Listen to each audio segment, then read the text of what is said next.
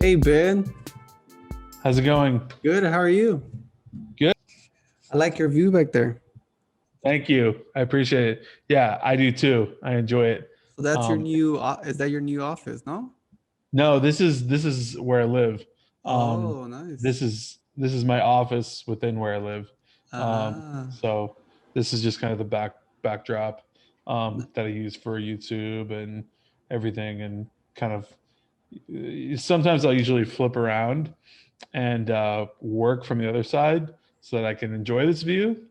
But other than that, like if I'm doing filming, I'll usually kind of put this as a backdrop. yeah, So that's a cool background. yeah, it's pretty sweet. Yeah, So I enjoy thanks it thanks man for coming on. I really appreciate it. for sure, man. Absolutely, definitely. So give us a little bit of what you do.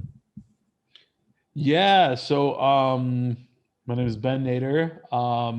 As you know, and I'm the founder of Six Figure Recruiter, which is essentially a training program for entrepreneurs that want to get involved in recruiting and start their own recruiting agencies.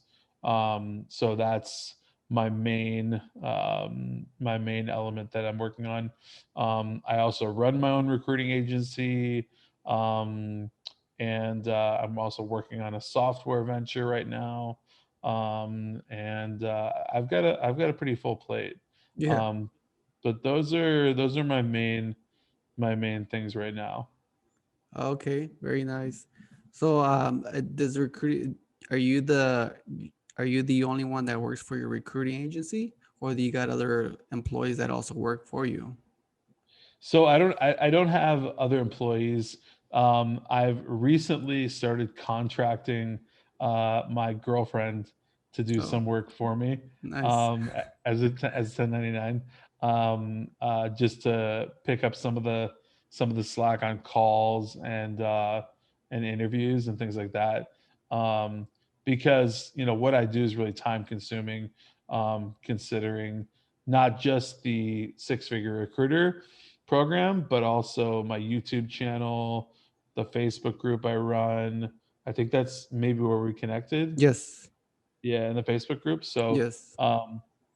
there's almost 7,000 people in there, so it's a pretty big feat to kind of just manage and control and stuff. So, juggling a lot of things right now, but it's really good. It's really good. Now, the group that you create on Facebook, I thought that was really neat, especially for those that want to start their own recruiting agency. Can you explain a little bit of what that Facebook group is all about? Yeah, definitely. So the Facebook group was founded. First off, I started my recruiting agency about 5.5 years ago. And so in that time, probably maybe 2 years in, I decided to start a YouTube channel. And like, honestly, when you're grinding, when you're going hard, right? Yeah. Like, you don't have a lot of time for socialization and all that. So it kind of became like a creative outlet for me. So that's really what came of that. Then I said, well, what could I do to like be more social with more entrepreneurs? And then I decided just to create a Facebook group, and just decided to name it Six Figure Recruiters. For people that are starting out, which six figures I think is a good goal, for new recruiters to attain at least within a year or so. Some people can be faster or slower, but the thinking behind that was just really putting a lot of people that are in a really similar mind space and activity space in one spot, and basically allowing them to learn from each other, allowing them to collaborate. And we've got plenty of people from the entire spectrum, right? Like very experienced, literally heard about recruiting yesterday. So basically, there's tons of people in the group where I'll answer questions, other people answer questions, and it's kind of just a free learning zone. Right. And you're pretty famous from, also from the six figure, from going from almost nothing to getting a six figure income within 6 months. How did you make that happen? Yeah, yeah, you could say that's my claim to fame, which is part of why I call it six figure recruiter. Um, so my last 9 to 5 job that I had was at Microsoft here in Seattle. Mm. That's if anyone's wondering where I live, it's Seattle. Um, and so basically, when I had left, what I did was I had already started the agency at work. And yes, you can 100% start building a business while you're at work, either at work literally or before and after work. And that's the only way you dig yourself out of the 9 to 5. But having done that, I started the work. I started to get going, and I mean, 6 months went by, and basically, I had got my first client, my second client, third client, so on and so forth. Everything just kind of just came up and up and up, and before I knew it, I'd actually crossed over um, six figures, and I didn't even realize it until I Well, cashed a check, and I said, "Okay, well, wow, I just popped over six figures because I was so like dedicated to just grinding it out." And then I said, I had to sit down and like be like, okay, I just did over 100 grand in 6 months, which was double my salary where I was working in half the time. So it basically, if you do the math, it makes no financial sense for me to be at this job anymore, right? So right. that's the point at which I just took off and came and sat, Mm, well, I recently moved into this place a while ago, but right. went to my other apartment and basically started going full time on recruiting. Wow. So you were with a pretty big company. I mean, Microsoft is huge, and I would imagine that you were making pretty good, living there. It was a good company. I would imagine good benefits. What were some of the reasons that, or what motivated to start your own recruiting business, or even get out of that corporation industry? Yeah. So I think the big myth is that you kind of like you make it when you can work at Microsoft, Amazon, Google, um, Apple, whatever, or maybe other big tech companies. Because in Seattle, there's a lot of them. I know in Silicon Valley, there's a bunch of them, and Right. so we're both in that kind of space. And there's all these companies, and I feel like there's this myth that you make it when you get there, and I don't think it could be further from the truth that's the exact opposite. Um, these behemoth companies, like Mm-hmm. Microsoft, for instance, Mm-hmm. um, they treat you like a number, and they Mm, really don't value who you are, and they absolutely don't value any of your creativity. Again, this is my perspective, right? So right. whoever else is thinking, what they think. I don't think they value your creativity, your ambition, what you bring to the table, your value. Let's just say that your value as a person. And so you might be able to work there and you might be able to get a six-figure income, but you might be working 50 hours, 50, 60 hours, I don't know. And at the end of the day, honestly, like to just put a period on it, you're still making somebody else rich. Like that's all Mm-hmm. you're doing. You're going to make somebody else rich, or you're going to make yourself rich, or work on making yourself rich, right? Because, that would denote that you'd be rich as soon as you leave the company, which is not the truth. But Right. you know what I mean? It's Right. nothing's get rich quick. But yeah, so yeah, good benefits, like good pay, like you know, solid safety, whatever. But I'm a huge believer that to get where you want to be, you got to get uncomfortable. So Right. So that's kind of what it was, and that's how kind of it was at working at Microsoft. And what were you doing at Microsoft? Like, what was your main role?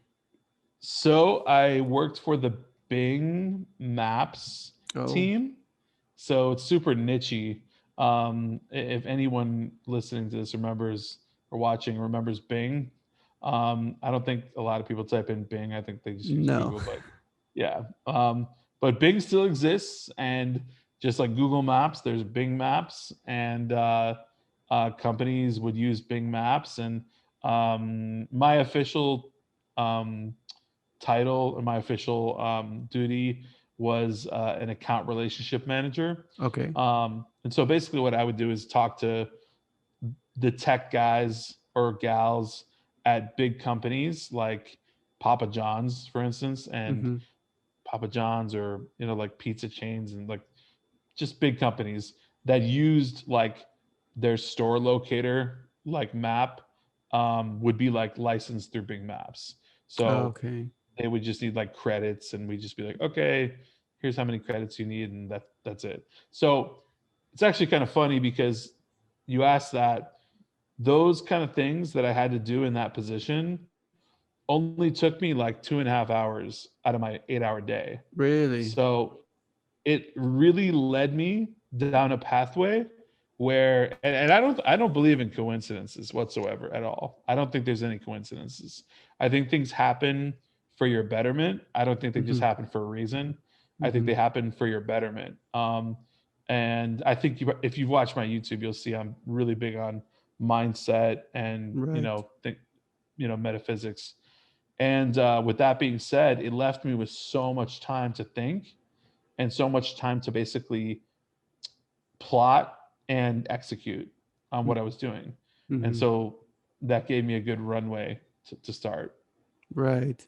So now people that want to start their own recruiting agency or their own staffing agency, one way that they would start is kind of seeing all your videos, seeing the process, and seeing, from the beginning to all the way to the end.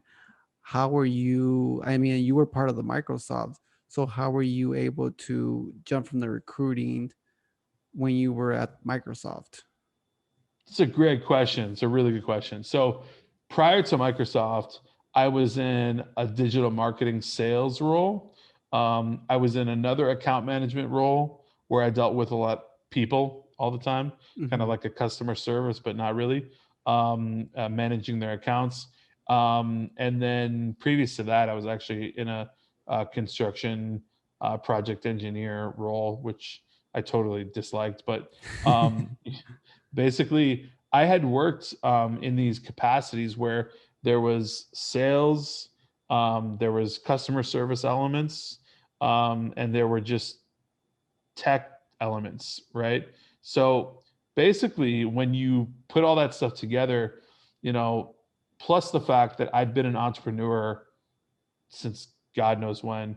I mean, literally, like, had had myself flipping like iPhones on Craigslist, Mm, um, eBay, Amazon, you name it. Like, was doing pretty much everything. Had a few concepts for websites and different subscription things, and nothing was making like real money. Quote unquote, like money you can live on and have extra. right. Um, you know, but it wasn't until I decided to just say, you know what, I'm going to go do this, because the mind works in a really, really mysterious way. And I think that, like I said, everything leads you down a path towards something. And something kind of pulled on me and said, like, listen, you have to start a business. You have to get out of this. Like, you're not going to work here forever. Like, I saw people, like, it was just a cubicle farm. Um, Right. I'm sure you talk to a lot of entrepreneurs about that, and leaving their 9 to 5 and seeing that, and you're like, that's going to be me in like 10, like Mm, 5 years, whatever, and it looks right. terrible. So, to make the leap, it was really just like knowing what I knew, but also that wasn't enough. I really had to have the courage to get uncomfortable and unshackle myself, from what I was involved in, what I was doing, and just start. And like, for people watching, I think a huge part of this is just giving yourself permission to start. Mm, Like, just saying, you're allowed to start. Who is ever watching, you're allowed. Like you're allowed to implement that Etsy idea that you have, or that e-com idea that you have, or that recruiting agency idea you have, whatever it might be. Um, you know, I don't think people like feel like they're allowed to do that. Right. Would you say that that's probably the hardest part when you're wanting to become a entrepreneur and starting something is just getting started? Yes, yes, 100%. The hardest part, and I think the second hardest part is consistency. Mm, I just mean, we keeping up with it. yeah, we could start something all day, right? Like every single day we could start something new. But keeping at it, that's the second hardest part. And if you could put those two together and actually make it work, then you've got something. And Right. that's kind of where I took it. I took it and I became obsessed with it because, that's kind of how you have to be. You kind of have to be a little bit of a weirdo and get, obsessive and, you know, not talk to your friends for a little bit, not play video games and, kill Netflix for a bit. Like you have to like do the business of entrepreneurship. And I'll tell you this, I've never worked harder. I say this to a lot of people all the time, and it resonates with me and with people. I've never worked harder until I worked for myself, Mm, which is a really crazy feeling. Like, having a boss, having people that like watch your KPIs, like all that kind of stuff. I've never, ever worked harder and to more perfection than I did until it was for me. mm, mm. So with you, working in multiple companies and seeing how you can be valued or even not valued by a company, when you're recruiting people through your agency, are you kind of mentoring them or kind of trying to put them in the best place that's for their liking? So, not everyone's an entrepreneur, right? So, Right. it's an interesting thing because I work in recruiting and I run a recruiting agency and I Right. teach people how to be recruiters. And then I'm also a staunch advocate about leaving a 9 to 5, right? Right. But it works out because not everyone's an entrepreneur, not everyone's a recruiter, not everyone is cut out to leave the 9 to 5 life and all that stuff, right? So people like their safe jobs with the 401k and like the base salary and the commission and whatever, or the bonuses and stuff. So when I talk to candidates, right, that I'm going to Hmm. place at a company, or at one of my clients that I have that has a need for a couple people, um I'm not really mentoring them. Yeah, I mean, I'm mentoring them as in like coaching them for their interview, letting them know about Mm, the company, like hmm. here's how you're going to make a dent when you do this interview, that kind of thing. Hmm. Um but yeah, I'm not really coaching them on an entrepreneur level. I'm coaching them within the business that I'm doing. I'm Right. proper advice for their career move, if Right. you will. So one of the things that when I was checking out the videos and seeing everything that's part of doing an agency, I one of the things that I realized was that it's not. I mean, there's a lot of things that we don't know, but I didn't know that it wasn't as easy as I thought to kind of start your own recruiting agency, and it's just just knowing what it takes. Once you know what it takes, it could be pretty easy, depending, like you said, as and consistency. True, very true. So this is actually really interesting because I talk to a lot of people, man. I mean, my network's Yep. really big. Um, like 7,000 people in the Facebook group, 12,000. I like right now 12,000 subs on YouTube, going for that 100K as soon as possible. Um, and then just in general, my network on Facebook and all, the people that hit me up through my business page and all that. And basically, like the thing is, like with that, it's it's difficult because not everyone is wired the same way. I mean, like I was saying before, not everyone's down for the entrepreneurship grind, Right. right? They're more geared towards that 9 to 5, like let me climb the corporate ladder, whatever. So it's the same kind of thing when you look at it from my perspective, where I'm teaching people how to start their own recruiting agency. And when I talk to people, because I talk to a lot of them, um, they ask me questions about, things that I talk about in my YouTube videos, or things that I talk about on like a Facebook Live or on a podcast, right? Right. And it's it's it's not as easy as it seems or as it appears. I guess I'll just put it that way. People think that it's kind of like, okay, I'm going to start a recruiting agency. Hmm. Well, there's a lot of moving pieces and parts, and some things seem easy, like setting up a website, getting your LLC, maybe getting your DBA, um, putting things on your LinkedIn profile. Okay, doing all that stuff. That's great. Like we could all do that. What happens though, like when it's time to really get your first client? Mm. Like that's when people kind of run straight into a brick wall, and they need help. And that's kind of why I created the mentorship program that I teach. And so I work with people that are either experienced a little bit or brand spanking new, and really help them from that point forward to scale up and build something. Right. So one of the reasons why I started a podcast is because, with everything going on, I wanted to talk to actual entrepreneurs, actual experts, and get the real deal of what's going on.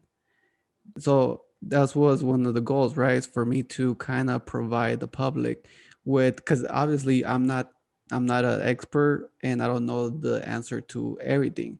So that's what and not only for me to know these answers, but also for my audience and the public to know the real answers from the real experts and so on. And I took that as a problem that a lot of people are getting a lot of misleading information, or they're only getting bits and pieces.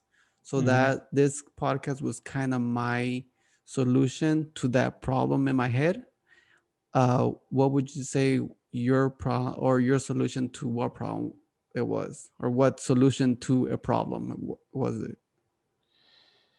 That's a deep question, but it's a really good question, man. So um, it's actually pretty simple. So recruiting, what I do, running my agency, all that stuff and everything. Um, when I started it, it went great. Right. I scaled really fast. I Mm. basically it was kind of rocket ship scale and all that, and it was wonderful. And but I was working, I was hustling, to do those numbers. Basically, the problem I think is that a lot of people, have shiny object syndrome Mm. and all that kind of stuff, right? Like e-commerce, recruitment, like I don't know, Lulu, whatever. What's the thing you can do like where you sell the clothes? There's like Oh, like Shopify, or I know yeah, what you're there's talking something. about. Yeah, there's like a billion things, Right. MLMs, like whatever, credit repair, like you could do it all, like and the thing is the problem really that I saw was that people who wanted to start recruiting and staffing, and I know this because of all the data I've collected from talking to so many people, they've given me the same rhetoric. They were like, hey, I've been thinking about this for like 5 years, Mm. and I never knew how to get started, or I never knew where to start, Mm. or how this thing even works, like until I watched your videos. And like I'm not trying to gloat or anything, but like they're like, you make it seem so clear and concise and simple. Well, I get on YouTube and my main goal is to make a clear, concise, simple video. Like if you Right. look at my average video, it's like 8 minutes long. It's not like an hour. It's not like 25 minutes. Like I'm going to give you like a nugget of value today. I'm going to give you a nugget of value tomorrow. You Mm. just have to just stack all those and keep working, right? Right. And then for people that want to fast track, if they're ready to go to the next level, then they work with me. But like, on YouTube at least, I have like 300 some odd, three something, 350 videos out or something near there. Mm-hmm. Honestly, I forget. Someone will correct me. But basically, like the problem was that with people not knowing where to start Mm. and having bits and pieces, like you mentioned, just knowing like, oh yeah, that's kind of how it works, but I don't really know how it works, and like, and Right. everything. And then me having started it from scratch and like building it up into what it is now, which is a really lucrative business, and then basically teaching that and showing people like, okay, here's how I went from literally doing it from like absolutely nothing to like where we're at here. Right. And you know here's the blueprint, and we can accelerate that, by, if you listen to my stuff, or if we work together, or just join my Facebook group, whatever, any of it. So that's Right. like the problem that I think I saw, and I also think too, I'll add this on, that from a mindset perspective, I think that in general, people undervalue themselves by about 50%. And you've Mm. probably heard me say that before. I Mm-hmm. say that all the time, because it's true. And I think people need to hear that over and over again. And I think they undervalue what they can actually do by about half. And it's only until you actually realize, wow, I can do that, or Right. I can get there. And then you start executing. When you pair those together, there's like nothing you can't do. And so I'm just a huge advocate of empowering people and then seeing people win. Like I've done well. Like I'm fine. Like I'm happy with what I've done. And I'm scaling my business still. Like my agency, fine. I'm really happy helping people Right. win, seeing Right. people win. So, Right. and that's a big part of it too. Yeah. So as you're digging into this staffing agency, was there some things that you were like, what the heck did I get myself into? Or what is all this? Yeah. Yeah. A little bit. A little bit. Um, I'm gonna be honest. Like I'm pretty like focused. So when I get into it, like I'm like laser beam, like into it. Like I'm a true entrepreneur, like thick and thin. Like so if it's an obstacle, I'm going over it. If there's a problem, I'm gonna fix it. But yeah, there were times, I think, when at least in the beginning, where I would just have to reach out to companies and just get rejection slapped on the face. And my only saving grace was really just being in previous corporate jobs Mm-hmm. where I would dial 100 people a day, to try to sell them advertising, and just Mm. get hung up on, or cussed out, or like no, whatever. And you just have to eat that for breakfast, like um and doing that over and over and over.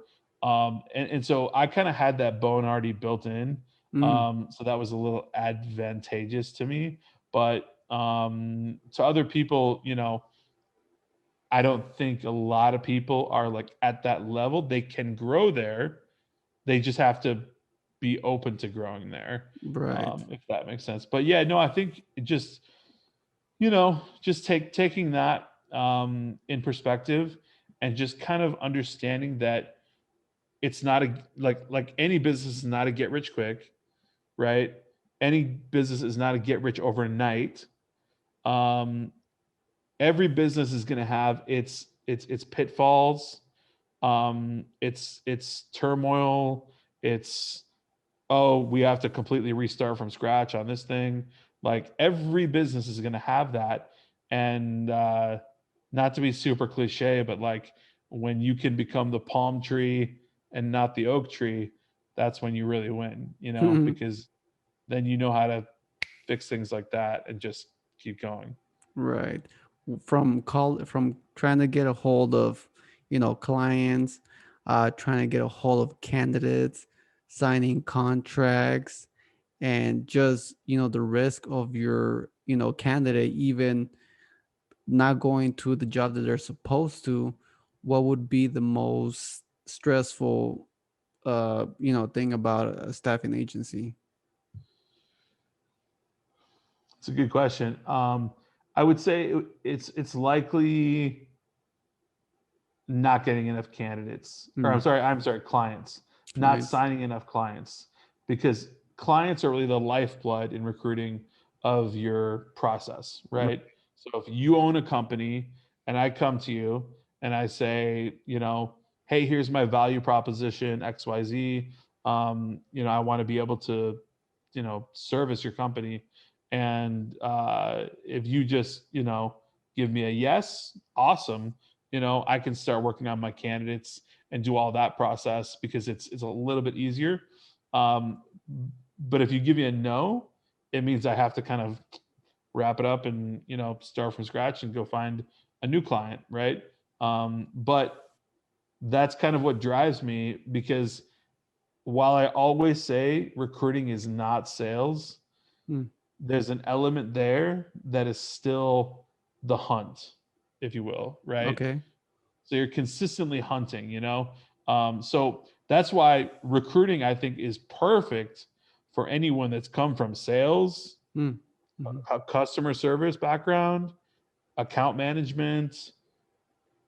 Honestly, I don't even care if you came from like the restaurant business, right? mm-hmm. Like, doesn't matter. Like, um, if you have that knack just for influencing and educating people, not selling them, but influencing and educating is what I like to say, because that's really what you're doing. You're educating them on what you can do for them, and by virtue of doing that, you're influencing their decision making.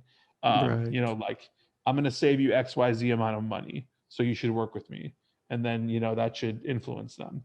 And it shouldn't be manipulative or anything like that. That's the thing about recruiting. It's a very benign, benevolent business, because there's a three-way win: client, candidate, recruiter, Mm, right? Recruiter gets paid, candidate gets a job, client has their position filled. mm, And everyone makes money, right. Right. Right. and everyone's happier, So, yeah. Right. When the process, so when you were at Microsoft and you started with the staffing agency, what made you catapult into the agency and say, you know what, I'm ready to leave Microsoft and I'm ready to do my own thing? Making $100,000. Um, making my first $100,000 with the agency while I was still at Microsoft, um, essentially made it made it to the point where it didn't make any sense for me to still Mm, work at Microsoft. So right. I left. I mean, I gave my manager like 3 weeks notice. I mean, he was like, can you give me 3 weeks? I was like, yeah, no problem. Like 3 weeks, you got it. Hmm. Like whatever, it's fine. And then I left, and then I took it on full time, and that was Now, did you that. tell him that you were going off to start off your own agency? Oh, and Yeah. how did he take it? Oh, he actually asked me if I could help him find a job. Nice. Uh, so I won't reveal anything about who he is, or Right. anything like that. But yeah, he mentioned, like, he's like, man, if you can find anything related to this and this, like, let me know. So super super good guy. Was But not yeah, was there also other people that worked with you at Microsoft, or was it just him? oh no, it was other people. Yeah, it was definitely other people, for sure. Nice. Um, yeah, so but was one thing that was kind of funny though, like, um, so here's my cubicle. There's a cubicle in front of me. There's a cubicle next to me. Um, the guy who was in front of me was watching like golf tournaments on ESPN.com. I mean, Uh-huh. literally, like I'm telling, when I say like 6 hours of free time, I'm like, Wow. I mean 6 hours of free time. Like that's like legit. Like you could watch like series of shows. Right. You could do And a like, binge watch there, right? yeah, it will. Yeah, if your manager was cool enough, which my team, the management was cool enough. Oh, okay. Um, and so, and then the guy next to me is on like World Star, and just like cracking up with headphones in, just being like, oh, like Ben, I got to show you this. I have to show you this, And I would just be like, okay, whatever. But then there was me, and I was like literally focused like none other on what I was doing. And I Mhm. think you have the cutest dog. Yep. Um, is it a Maltese? Yeah, it's a multi-poo actually. Oh my goodness. Oh man. That's literally me and my girlfriend are looking to get either a Maltipoo or a Morkie or something. Oh, But yeah, we adore this dog. wow. Yeah, Yeah. she's smart and she's super easy to train. Amazing. So I Well, yeah, would definitely poodles. recommend a Yeah. multi-poo. Yeah. For sure. No, we'll definitely have to, we'll talk offline on that. Um, but like, um, I was laser beam focused when these other guys, were not. Hmm. And I think it was just like an interesting, like, metaphor, right? Because, you have somebody here, you have somebody here, and then there's me. And I'm not trying to separate myself or make it weird or like whatever. But like at the end of the day, 6 months later, these two guys are watching videos still. And there's more people that are watching videos. It's not just them, it's everybody else, people Right, surfing Facebook. 6 months later, I'm up 100K. Everybody else is still watching videos. right, And you can use that metaphor for like that whole office, an office down the hallway, a team over there, a different company, almost any other company. It's just like, where do you want to be? What do you want to do? right, And how committed are you to doing that right, is what you really have to ask yourself. right, And I'm not to claim that like maybe there weren't other people that were like low key like forex or day trading or something like, and maybe they made $1 million like in 6 months. I don't know. Like right, I mean it was a big office, so like who knows. But I think like to each their own. Like, but you just got to know what you want to go get, how to go get it, and execute on it. And I just find that like it's the action takers, it's the executors, it's the people that really, really like, I think, who is it? Who's the I like to quote people all the time. But man, what's his name? Um, I forget it. But bottom line, he says something like, "You're not going to want it bad enough until like you need it so bad that you can't even breathe, right, or you need it right. like you need oxygen, and so I, I forget what this dude's name is, but Right, you know what I mean, like you gotta want it, you right, gotta want it so bad, like, and at the end of the day, like I think people just, like I said before, just underestimate what their value is right, in comparison to like how bad they want something. Like, right, do you want, that nice car that you dream of? Well, figure out a way to get it, Like what do you want to do? What how much money is it? Okay. How much money do you need to make per month to get it in a year? Okay. What are you going to do to make that money? All right, start doing that. Start putting that together. Okay. Build that, scale that, do that, get the car. Like, right, like at the end of the day, like lots of things are like really simple equations, and it's not the equations we were taught in school. It's like Right. it's basic equations, Right. um, but they're really powerful. I'm just a firm believer that you know there's a lot of things that you can do when you truly truly want it bad enough, at least. Right. Has there been any of your candidates that after, you set them up with the job, they go do the job, and within that process, they say, "Hey, you know what, Ben? I kind of want to start my own staffing agency. Can you direct me, or can you tell me, show me the path that I need to take?" It's never happened. No. Really? Yeah. Candidates for jobs I'm gonna bring to, it's never happened. No. Mm, Never happened. And that's honestly a testimony to what I was telling you before. Um, Not everyone is an entrepreneur, right. that I mean, right? Like, people always use that analogy. Um, well, when they talk about immigration and things like that and stuff, well, not everyone's going to be a computer scientist. Some people just want to pick potatoes, right? Right. Or Right. whatever. I mean, maybe they don't want to, maybe they don't love it, but maybe they're content, or maybe they want to do that for a little bit or something, like, or whatever, but um, there's a lot of responsibility, you know what I mean? Like, I mean, you know how many hours like I'm gonna have to spend in the next like 3 weeks preparing my taxes, like for this year's business that's Mm-hmm. been done. Like, I have to look at so many different numbers, so many different like charts and Excel sheets to like just take a look at everything and do my deductions and do this and do that and whatever, so that I know it's right. Like, it's like you've got to be responsible. You can't. Right. I think people think that maybe entrepreneurship's a little bit easier than it is sometimes too.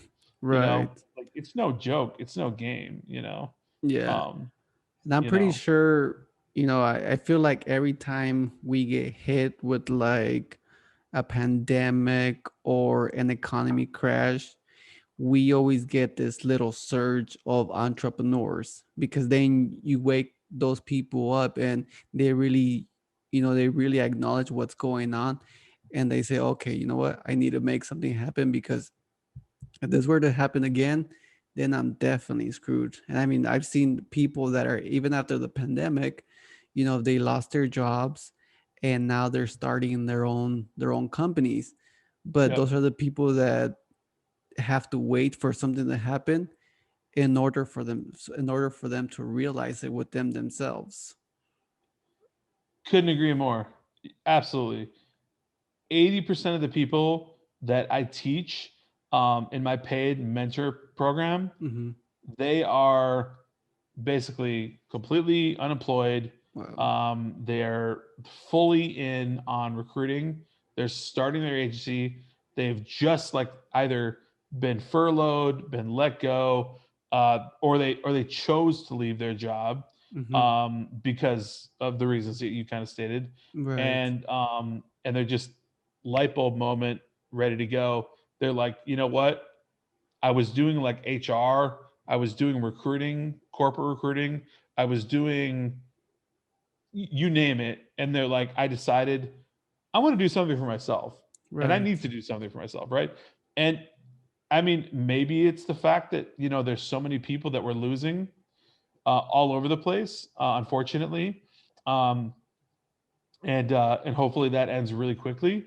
And maybe it's the fact that people are also just getting woke, quote Hmm. unquote, to the concept of like, hey man, like I could really do that. Like, I've got the potential for that. I can handle that.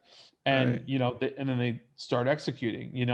Not saying everyone's going to make it, because I mean, like, there's a massive fail rate because Right. people aren't consistent. But at the end of the day, I think you're right. Like, I think there's a second part to what you mentioned too. And I think that anytime there's like any sort of a what I call a perceived downturn, which really is just a bunch of people kind of like being like, okay, like the economy is in shambles, like Yes. look at this, look at that, blah blah, right? And Right. I'm not going to be a conspiracy theorist and stuff, but like there are so many charts that you can look at. There's lots of things in numbers, and if you look at actual stock market numbers and things, they're vastly different than the mainstream media. That's all I'm Right. going to say.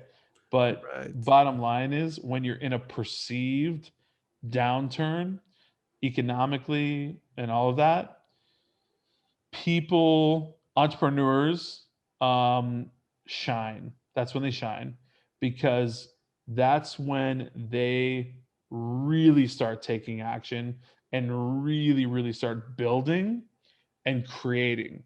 And that's like their time to do it. Right. And you'll see it. Like you could look up like all the companies started in like the worst recessions. Like what is it? Like Right. Disney, Costco, like whatever. Like all these companies started in like these terrible times, and it's true. Like they started it and they did it for. I did a YouTube video on this and why, and like the psychology behind it and stuff. Mm. And it just goes to it basically follows along the lines of like build and create and do what you do while the rest sleep, so Right. that you can you can live the rest of your life like a dream when Right. they have to actually be awake and at work. You know what I Right. mean? And that might be like kind of like oversimplification, but like you kind of get what I'm saying. Right. So how did the whole pandemic affect your staffing agency? So interesting. January of 2020, nobody really knew what was going on. Right. Right. It hadn't hit the US yet. I think maybe there was one case, maybe January, February. I think it was still just kind of like a little bit of a blur. It was like, that's in China, like Right. it's Yes. contained. I don't know, right? Yeah. February. And then I think it was March. March, April, May, there was like a complete shutdown of Right. of my recruiting business and Mm. the clients that I had. Like clients had no need, no hiring. Uh, there was nothing. Like Wow. the box just shut. Wow. And I'm not like I don't live paycheck to paycheck or anything like but so I wasn't like terrified or like out looking for like putting applications, Right. but basically like it was 3 months. It was March, April, May, Mm-hmm. where there was nothing happening. And I told you before, my network, like the people I talk to, it's all recruiters, like 100%, Right. pretty much, with the occasional few e-commerce people and stuff. But I parsed my network to figure out and chat with people and say like, what's going on your side? What's going on here? What's happening in Florida, Texas, like, etc. And everyone had the same story, like shutdown on those 3 months. Wow. Then in May, I started getting phone calls from clients, and I Mm. started talking to my recruiter friends, and they were like, yep, I'm getting calls too. And it Mm. was May, finally, because I think that what happened was that's when they finally got a wraps on the PPE, the masks, the what do we Right. do, what is this, how do we know how to contain it, what can we do, so they figured it out, and they were like, all right, we can work through this, let's just keep going. So that's when my clients started calling again and saying, okay, all right, like here's what we need, yeah, because recruiting is kind of like it's kind of like the stock market. It's like weird, like like you're brokering people. Mm-hmm. You're basically brokering labor to clients that need staff. Mm-hmm. So they'll call you and say, "Hey, I need 3 accountants. I need 3 CPAs. How fast can you do it? Hey, I need 3 truck drivers. Right, 2 truck drivers. Whatever, or just one. How fast can you do it?" So those calls started coming back in. Um, Emails started coming back in, responses to emails started happening, Mm. and then that's kind of, and then it's been a slower uptick. So like there's no way other way to slice it. 2019 was a smash mouth year. Right. 2020 probably 50% at least of the capacity and the output. Wow. But it's still there. It's still there. It hasn't died off or anything. Yeah, because I don't work with companies that are like hotels, bars, restaurants. Like in recruiting, that's like I'm not going to insult anybody. That's like the lower level. Mm-hmm. Like if you're recruiting for those positions, it's not like lucrative, and it's a lot of high turnover. So Mm-hmm. if you're in that space, you're like wiped out forever. But if you're easily able to pivot and do things like, oh, I'm going to look for this now or that now, or essential companies, then you'll be fine. So that's what happened, and then everything kind of is an uptake from there, Right. to now. And now we're getting vaccines out, which is great. And the faster we can do that, the faster we'll be back to 2019, 2018, the way things were, and stuff like that. So Yeah. Well, that's one of the also the neat things about a staffing agency is that not only well is that you can also pick whatever niche that you want to focus on. What niches are out there for staffing agency that people particularly focus on? great question. People ask me this all the time, in the group and everywhere. Some good niches are, things that are like right under your nose that you would just see all the time. Hmm. Delivery drivers, right? Hmm. Like couriers. So transportation, the transportation niche, Right. particularly right now, CDL trucking is really hot. Mm. Like, CDL truck drivers, if you have a CDL license, you are gold. Like you are needed somewhere for sure. Hmm. Um, and I know this because in my mentorship program, people are getting CDL, company deals all the time, where they're like, "We need as many drivers as you can find us. Like, let's go. Like, or we need 20 drivers. Like, stat. All that stuff." So that's a big deal. And then on top of that, transportation, manufacturing is a huge one. Hmm. Um, and that's kind of one that like never goes away. Like we constantly need things manufactured. I mean, there's just basic stuff that people need. So Right. whether it's like textiles or like the very desk I'm sitting at, the chair I'm sitting in, Right. whatever, half the stuff's manufactured in China, half of it here. But um, manufacturing is a big one. Um, Administration, and when I say that, I mean like the person that takes your appointment when you go to the dentist.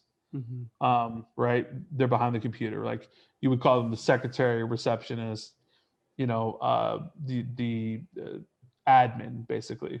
So admin roles, and those can go in any niche. Like you need an admin everywhere. So Right. you know what I mean, like admin, clerical, that kind of stuff. Um, so skilled trades, plumbing, HVAC, Mm. roofing, flooring. Really? Um, I mean, you could go on and on with that. Like there's any skilled trade, Right. um, and you can ping into a little higher level and go to, accounting, wealth management, finance, CPAs, right? Um, and you can go into legal, paralegal. Um, you can go to, um, IT, right?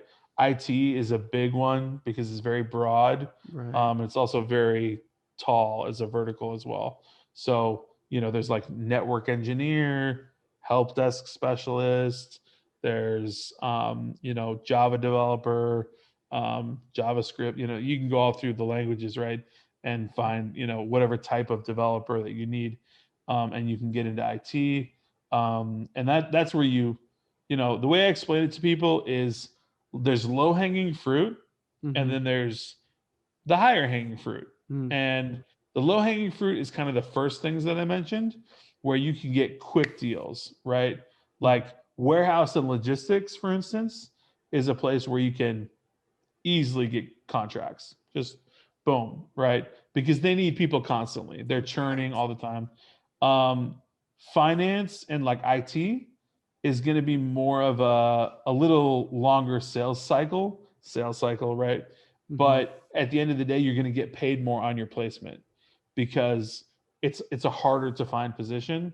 So, finding someone that's a CPA with 5 years experience with doing this, particular type of auditing or something, it's like, we call it a purple unicorn, right? Like a Mm-hmm. person that has all these like qualifications, but we can't find them, so yeah. So as you go up, the fees go up, which is really cool. Or you can just place simple roles. I just call them general labor roles, right? Yeah. Like a warehouse forklift driver. I would call that a simple role. I'm not going to discount the work that person does because it's very important, and Mm-hmm. they obviously take pride in it. But it's a simple role in that it doesn't take a lot of time to learn how to drive that forklift and do that job. But you could just place a lot of those roles for a low fee because you're not going to get that IT Java developer fee, and you could, you see what I mean? You can balance Yeah. it and place a lot of those or like a little bit of the top echelon kind of roles. So Right. Mm. Do you think that um, there'll be more automation in agency recruiting?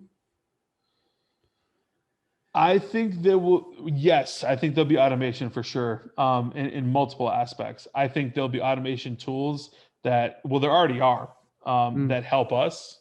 Um, To kind of and I make your think job easier and faster? Mm. Exactly. Yes. Right. So things that can find you contact data, things that can find you, email addresses, phone numbers, names, titles, whatever. Like we already have these things. Like I have tools that can do that kind of stuff like now.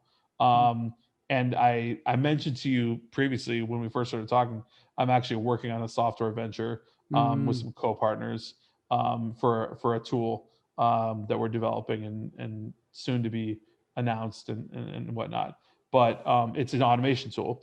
And we think it's going to be really, really helpful along those same lines of being an automated thing. I think the second degree, though, is automation stuff that would take our job over. Mm-hmm. And I think that's a farce. I don't think that you could ever take the human element out of recruiting. Right. So when people say, like, AI is, in Elon Musk videos, right? Like AI is going to kill us all and blah, blah, whatever. And all Mm-hmm. our jobs are going to go. But like, I really like maybe in the, like, in the future, maybe like longer term, but like anywhere close to now, no. Like, Mm-hmm. there's so many things that need the human element to be able to like read somebody, like, Right. and understand their demeanor and talk to them and, interview them and all that kind of stuff. And I just think that like there would be so much error, and the margin of error would just be way too much, for like AI or something and automation to uh, like take over agency recruiting. And Mm-hmm. I know that's a big topic for people to talk about too. Yeah. Um, with somebody not with somebody just fresh out of high school, and they have this option to either go to college and get all their take care of all their general studies, all your educations, and then with an idea of becoming a staff agency, how would that person be best prepared? Man, deep question. And you're putting me in a position where a bunch of people are going to probably hate my answers. Um, so I went to college. I went to the University of Washington in Mm, Seattle. I studied political science. So a typical job for me would have been like at some kind of government agency Mm, doing like some sort of like an analyst role or something. mm, I don't know, mm-hmm, or actually I wanted to become a lawyer. mm. So that was kind of my agenda, but I backed out of that when I saw how much unemployment was happening with attorneys. Oh, So I was really? like, that was 2011. So I was like, forget about it. Mm-hmm, So my advice is going to be interesting. I think I think your 4-year degree is valuable in the sense that education plays a huge part in who you become and who you are as a person. mm-hmm, And there's so much that you can learn in college, at a university, and so much growth that can happen over 4 years. Just getting a bachelor's degree in a field of study that you enjoy. I do also think that it's a backup tool for people, mm, even though I really don't believe in plan B. I just mm-hmm. believe in plan A. But, you know, it's becoming less and less and less relevant, and it's becoming more and more and more expensive. Yes. And even since I went to school, which is not that long ago, like tuition is almost doubled. And that's just insanity. And they're giving, universities give priority to out of state students, especially international students, because they can just literally take them to the cleaners Mm-hmm. for their tuition, double it. It's like 1.5 for international. It's like crazy. So, while I think there's total value there, and so many 9 to 5 jobs do require you have your degree, but you mentioned somebody going out of high school and then wanting to do a staffing agency. I mean, I hesitate to say don't go to school and just start getting into staffing, but I almost want to just blurt that out. So half of me says, you can get into business after high school. You can either start working with like a partner, and learning some things, because you're not going to know things off the bat, Right. or you can train with someone, or things like that, um, you know or you can go to school and you can have a really good setup plan that you're going to start building the business halfway through school and be ready to take it full bore when you leave school. Mm-hmm. Trust me, there's a lot of downtime in college too, right? Like, I mean, yeah, you're studying for your tests, you're doing this and that, but there's a lot of downtime as well. So you can build a business, while you're in school too. So Right. I think it's a little bit of a mix. You know what I mean? And I think that like the secret's out of the bag already, that college is adding this amount of value to you, but it's not adding like this amount of value to you. Right. You know Right. what I mean? And it's more of kind of like a badge of honor, um, and less of a I know how to do this, right? Right. Unless you're in engineering, accounting, or you go pre-med and become a doctor, or pre-law and take the bar, and that kind of thing, right? But other than that, people have done stuff on YouTube or elsewhere where they've literally shown like I've I can learn everything that I learned in my 4-year degree, like in these 4 books. Right. You know what I mean? Stuff like that. And like I just think that's comical, but I don't know. So that's kind of a loose answer, maybe a little evasive, because I don't want to be super hardline on it, Mm-hmm. because I am very pro education, and I Okay. do think people should get educated, and I think Right. we're a better society in general Yeah. overall because of it. Because there is a lot of entrepreneurs out there, right, that didn't go to college and kind of were just in the working force and eventually became entrepreneurs. And some of the things that they say is, you don't really have to go to college to become an entrepreneur. But then again, it kind of does help along the path, right? Even now, I'm kind of, I'm in the midst of it to where, I graduated from, not a college, but like a trade school. And when I got my certificate, I had, the certificate and I was book smart about it, but I didn't have experience. So it was Right. really hard for me to, get a job. And then as I got more experience, now that I have more experience, now my education is not matched up with my experience. So now I'm caught with going back to school and learning everything that all those years that I was working and trying to just, adapt to the new ways and the new techniques that has been applied since then. Mm. So Yeah. it's kind of, you have to kind of balance it out, and yeah, it's tough. Yeah, you got to balance it out. You have to look at, I do think people need to take one thing away, and that is play the long game. Like like I agree with Gary V. Gary V says play the long game, right? Okay. Like don't worry about the short game. Mm-hmm. Worry about your long game. That's really where it is. Like I mean, um, like not like I follow like Gary V on every single thing he says or does, but like I've heard him say play the long game, and I agree with that. It resonates so much because like you just have to look at what you're about to do, look at where you're going to invest your money, whether it's in education, starting a business, or if it's just straight up actual investing. Whatever you're going to do, or time. What are you going to invest your time into, right? Most precious asset that we have. What are you going to do with it? Mm-hmm. Like, are you going to spend that time doing nothing, or are you going to spend it? Are you going to spend it on world star hip hop Right. day, or are you going to like build something?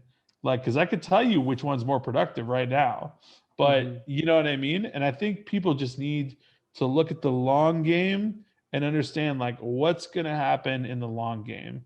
And if you do that, I feel like you'll come to a spot where you can't lose if Right. you plan it out properly. If you've done it right, if you plan it out properly, you'll be okay and you'll be good, But plan, because we all know that failing to plan is planning to fail, right? Right. Right. So, yeah. I mean, there are some things that we can improve as far as the educational system, but I think it does provide that sense of discipline. You have to go to your class at this time, do homework, and if you study and work hard enough, you'll come out at the end with a scholarship, or I mean with a degree or a certificate or whatever it may be. And that same discipline that you got from college or whatever, now you could apply that to your career, your job, your business, whatever it may be. It's very true. I think one distinction I would make Hmm. is that from kindergarten to 12th grade to college to trade school to whatever, I think that what really happens is um, beyond the age of, I think it's about seven or maybe 7 or 8.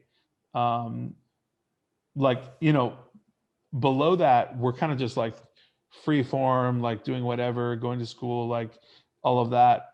But after the age of 8 or so, um, we start being programmed, you know. Mm-hmm. And I'm a big mindset guy, so I research this stuff and talk to a lot of people about it, people that know what they're talking about.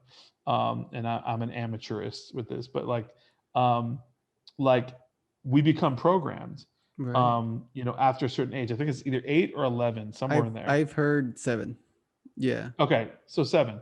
So we get this program, and we start literally like laying new neural pathways in our brain that basically say, okay, this is how you do this. This is how you do that. This is how you do this. This is what you're going to do next. This is your life plan. This is how it's going to go down. This is what happens here. This is what you do when this happens. And basically, that just gets reinforced by high school, elementary school, high school, university, etc. Mm. Mhm. And I just think that people can do whatever they want. I just am a big advocate that people need free will, and I'm really really big on people deprogramming themselves. Right. And it can be done through meditation, right? It can be done through just your own exploration of your mind and what you're Right. thinking, and reflecting, like, why did I make this decision? Why did I make that decision? Why did I even go to Microsoft? Why was I at the job I was at before that? Mhm. And then your mind can really unravel a lot of stuff, and you can kind of understand where you are now. And you know i I don't know where the end of that story goes, because we can go on forever with it, but bottom Mhm. line is, we get programmed, and we follow a certain program. And I think that we're much better off being deprogrammed, Mhm. deprogramming ourselves Mhm. to have more free will, Mm. and more of kind of like what we want, what we want Right. to do. You have a podcast, like, you decided to do that. You were like, you know what, I see some gaps, and there's some things, and I want to tell the truth to people about things, and I want to get the truth from other people that are in the world doing similar stuff that I'm doing, or hearing their stories. And you decided to just create that content. And Mhm. I feel like that's like a big deprogramming moment from, just doing the norm. Like, where would you be at right now? Like 124. Well, on Pacific time, it's 124. You'd be at work, or you'd be like Right. whatever, right? Or maybe working from home, whatever. But Mhm. you wouldn't be doing a podcast, that's for sure, Right. right? So, like, you know what I mean? And Mhm. like, and when I hop off with you, like, what am I going to do? I'm going to be talking to um, 3, 4 people and a client, doing an interview. Like, I mean, an interviewing someone for a job, um, all that stuff. And that's like, that's, that's because I've chosen to go down that route. Right. Right. And I think Wow. what you said is correct. Like you need to, really meditate. And I've heard that also that you can, when as far as programming, you can also do that through hypnosis. Yeah. Yes. Because There's so many even ways. yes, even the really famous person that was getting reprogrammed and programmed all over again was Mike Tyson. throughout his Oh yeah. throughout his boxing career, he was getting constantly hypnotized, and they were making him into a warrior, which what Mhm. he is now. They're Right. saying, you're a warrior, you're nothing, all you are is a fighting machine. And this would be something that was constantly going through his mind, like Mhm. before the ring, and even practicing. So it would be something that would be constantly on his mind. Wow. That Yeah. I didn't know that fully. That's really crazy. Yeah. I know other stuff about him too, with Hmm. his drug use and Oh. stuff. Uh-huh. Uh, like during his fights and stuff, and things about him using cocaine and all that. And like, he admitted later, once his career was, I guess, over. Sometimes they come out of retirement, but he admitted that he was like on cocaine for like almost like all of his fights. Really? Yeah, he had later said that, and so Wow. you can find it somewhere. But it's I was like whoa, Yeah. that's crazy. He And was just overall he was just a beast, a monster. yeah, absolutely right. And on like on a lighter level, that they do the same thing with or I'm sorry, Michael Phelps does the same concept. Well, let's just say any high performance person, they have a Mm. coach, um, or a trainer, right? And that person, like for instance, for Michael Phelps, well, also Conor McGregor, Mm-hmm. right? Mm. They have these crazy specific like visualization tactics and techniques, to where like Michael Phelps can just be like sitting in a chair, Mm-hmm. completely relaxed, but Mm-hmm. envisioning the entire race, right? Mm-hmm. And like just thinking about it Wow. will actually make like the muscles fire, like in your like where you would power through the water and stuff. Same thing with Conor McGregor. Like if you typed in Conor McGregor visualization, there's so many videos, and he says that it's literally the key to his success. Really? Yeah, like you'll find it everywhere. You'll find it from him. Like literally, he says like when he was broke, girlfriend paying for his gym membership, girlfriend driving him everywhere, all that stuff. When he had nothing. Mm-hmm. I don't know if you know a lot about his story, but No. um, he absolutely had nothing, and he said he was visualizing holding up a UFC championship belt all the time Mm. and beating like some of the most unbeatable people, or at least challenging them. And look what he did. Mm. Made his way over here and got to it. And Right. I think it's a testament to the mind. It's Right. That's really what it is. Yeah, I think it goes also to your subconscious mind. And Yes. your subconscious mind is something that's I believe it's really powerful, and you don't really realize how powerful it is till you start attracting these ideas, and eventually you are where your ideas were. So, Yes. and before you Yes. know it, you're already there. But in order to make that happen, it's like you're kind of you're talking to your universe, and the universe can give you what you desire, but it needs to know what you want. Specifically. Yeah. Yes, yes, Absolutely. yes, 100%. Yeah. yes. Um, it's so true. Your words are so true. I mean, all I could do is just repeat back what you said Yeah, because I agree with it that much. But I mean, literally, that at overall, like we're all pretty much at the end of the day, we're all stardust. yeah, We're part right, of the universe, yes, and and whether you like it or not, we're somehow connected to it, whether it might be um spiritually or physically or whatever it might be, but we're energetically, connected. Yeah. yeah, absolutely, 100%, yeah, and you are. I mean, it's a collective. We live in a collective. Hmm. That's our experience. You are me. I am you.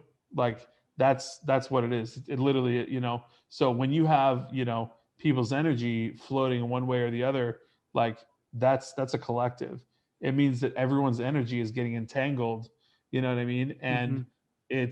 that's why somebody can hype somebody up Right. or bring them down. You Right. know, Right.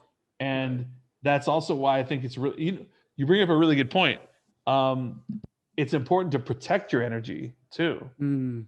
like because if you're out there and you're ambitious and you have goals and you're doing things, it's really important to protect that, right? Right. And be mindful that like, hey, I'm not going to let anybody get in my way, or anybody I, I don't care what haters say. I don't care what like naysayers say, any of it. Right. Like, I'm going to go the distance. I'm going to do what I'm going to do.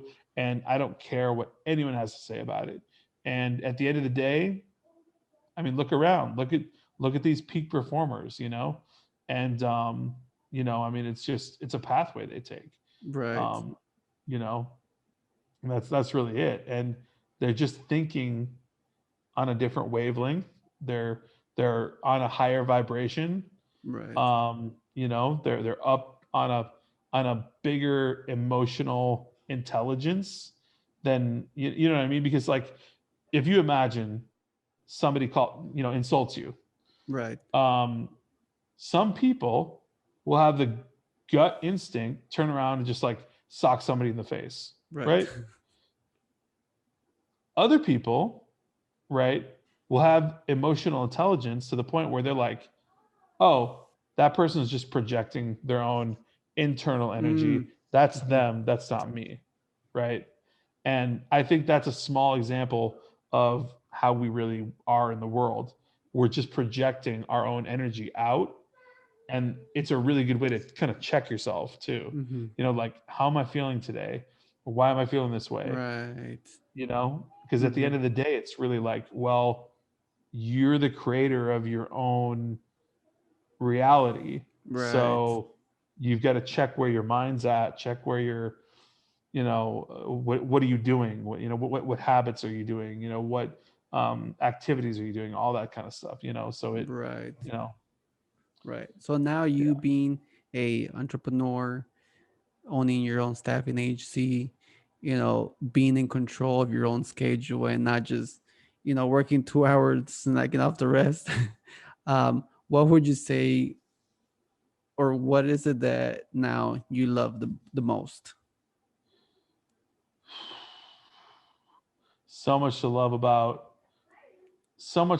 what I do. I would just say it's the freedom Mm. aspect. It's the freedom. Um, because at the end of the day, I don't think money buys happiness. Money comes and goes. Money, it is what it is. Like you can make a lot of money and you can not be any happier than you were yesterday. Hmm.